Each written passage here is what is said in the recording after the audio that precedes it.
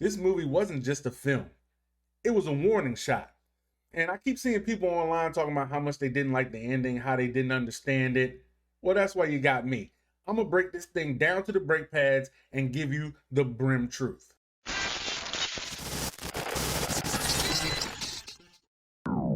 What up, y'all? So look, we're gonna talk about Leave the World Behind. We're gonna talk about how this ended perfectly, perfect ending, and also just giving you my theories and other perceptions of the film. Yes, this is a film that's a psychological thriller. It's also a disaster film. It's also a film about conspiracies. And it's all done tied in a nice little bow through Sam Ishmael, who gave us Mr. Robot. A nice touch that he set this in the Mr. Robot universe. He let you know that Leave the World Behind did not leave the fans of Mr. Robot behind. Wait, what? We kind of got an update on what happened after the F Society bankrupted the Deus Group. Or did they? Let's get into the Mr. Robot references before I'm forced to play an adventure game to save this video. Machine. First of all, E-Corp was all over this thing. E-Corp, also referred to as Evil Corp, is more than just a large corporation. It is a symbol of the unchecked power that we have allowed to run rampant and cause harmful consequences to our society. They weren't just the typical villain, so having their presence in the movie lets the viewer know that there is a man still behind the curtain, and he's welcome here. It's like an octopus with its tentacles all over the place, most likely still being ran by a shadowy cabal. Even the contractor, who seemed to be a doomsday prepper, couldn't escape the reach of this corporation. And you see this with the E-Corp food supplies, the E-Corp laptops. F-Society gave E-Corp a big blow back in 2018, but they still didn't win, obviously, because E-Corp is still successful, still thriving. They've come back looking like stronger than ever. So it was Elliot and the Dark Army. The Dark Army was controlled opposition put together by White Rose and the Deus Group. I feel like the Dark Army really had a lot to do with this. There must be a new Dark Army because White Rose is gone, which brings me to another point about White Lion. The oil tanker had the name White Lion on it, and I think that's specifically in reference to White Rose. White Rose is gone. Now there's White Lion. Somebody stepped into White Rose's place and took the name White Lion. Now White Rose was so heavily connected all over the globe that it would have been very easy for somebody to just fill that slot. Now we know the Deus Group still exists because of GH's client. GH's client kind of alluded to being in a rich cabal. Now I know you're probably thinking, didn't F Society bankrupt the Deus Group? Yes, but if you think those rich and powerful people didn't get their riches back or didn't get their money back, you tripping. The beach towel book that Amanda was reading was a direct reference to Irving, who used to work for the Dark Army. He was a Dark Army henchman. He wrote a book. The last season of Mr. Robot, he was out selling the book. Now, if you notice when he was selling the book, there were stickers all over the first name, covering his first name up. So we had no idea what his first name was until this movie. His first name was revealed to be Otto. So you can see why he wanted to keep it a secret. The movie also referenced the near meltdown in New Jersey, which Elliot stopped by playing that game. There was an explosion, but this does confirm that this actually happened and it wasn't all happening in Elliot's mind. People did hear about this. It's also interesting that Amanda didn't know about it. It shows you how much she was living under a rock and did not pay attention or really even care to know about certain world events. The multiple references to hackers and cyber attacks let us know there was an F Society 2.0 or there was another anonymous style group behind these attacks, either on their own or working for the Dark Army or some Dark Army-like organization. Just think about it. E-Corp is still out there. And right now, things have deteriorated faster than before F Society and the Dark Army.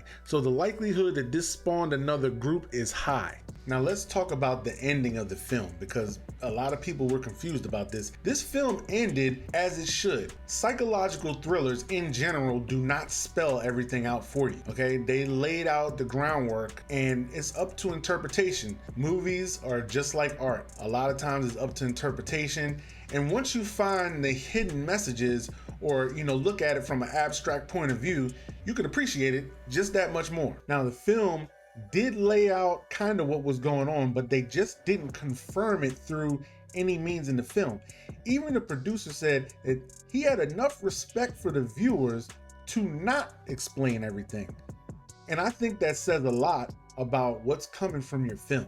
Leaving the audience with room to develop their own theories and to really think about the film, as opposed to just watching it. You can start discussions, you can spark debates. That's really, I feel like, what this is all about. And in regards to the conspiracies, because we're in the same point of view as the family. The family had the same amount of information we had. So they had to figure out, all right, what do we do here? With the information we've been given, what do we do here? We need to figure these things out. Just like how GH spoke about the curve.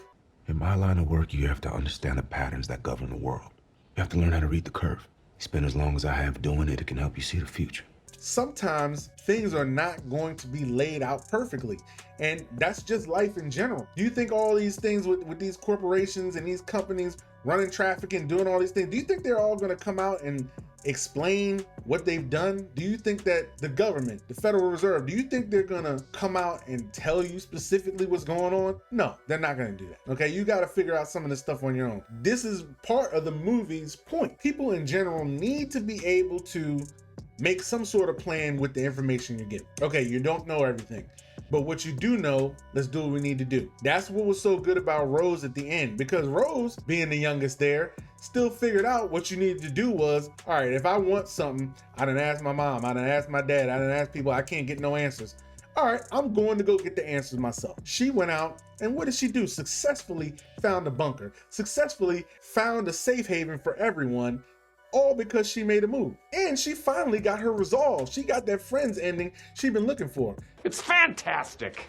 Also, the other way to look at this, no matter what was going on around, the world was crumbling. And guess what she did? Ignored it and found peace and solitude in watching the show.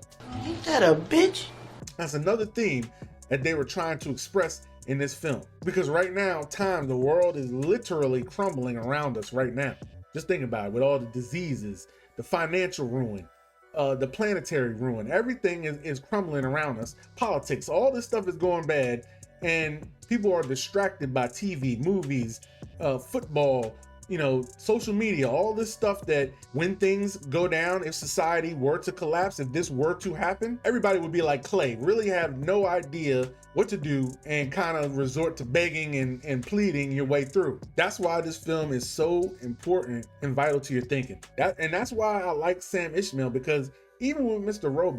Robot came at a time where people were really waking up, were really showing that they were aware of what's happening. And look, we're not taking this stuff no more. We fighting back. Okay, cool. Guess what happened after that? Everybody went to sleep. E-Corp came back. Coincidence? I think not. And side note, there was a QR code that was left in the map that was shown right after the emergency broadcast system message. Now, it was hard to scan, but if you got to it, it would lead you to a website that spoke about an abandoned amusement park somewhere in West Virginia. I personally couldn't find out what that was about, but if you know what it is, just leave it in the comments, all right? Plus, GH was neighbors to the Huxleys. Now, I feel like this is a direct reference to Aldous Huxley, the author of A Brave New World. He was really one of the ones that was an elite who discovered what all the other elitists were doing as far as their plan to systematically destroy people and take over and be what they call the nanny state, where you so dependent on your government, so dependent that you really just give up all your rights, give up all your freedoms, everything. So it wasn't a coincidence, not at all. You ain't gonna tell me that, player. One of the major themes in the film is how people wait until the last minute to take action. And sometimes even then, folks won't take action. And this was made very apparent by early on in the film, when the family was out on the beach and the oil tanker was in the distance, said, hey, look at that over there. What is it? Oh, look at the nice boat coming closer. Hey, the boat's coming closer. Oh, don't worry about it. We're good. The boat's still coming closer. It would never hit us. And then, next thing you know, they're running for their lives because the boat's right up on them and they didn't even prepare or try to move out the way. Some people didn't even really move. There were people down there in the corner, like literally taking pictures as the boat's coming crashing up, almost killing them. Sometimes you just need to take action. Now, GH was talking about the rich person and how he joked about a shadowy cabal. Turns to me, a serious face, and he says, just my annual meeting with the rest of the evil cabal that runs the world.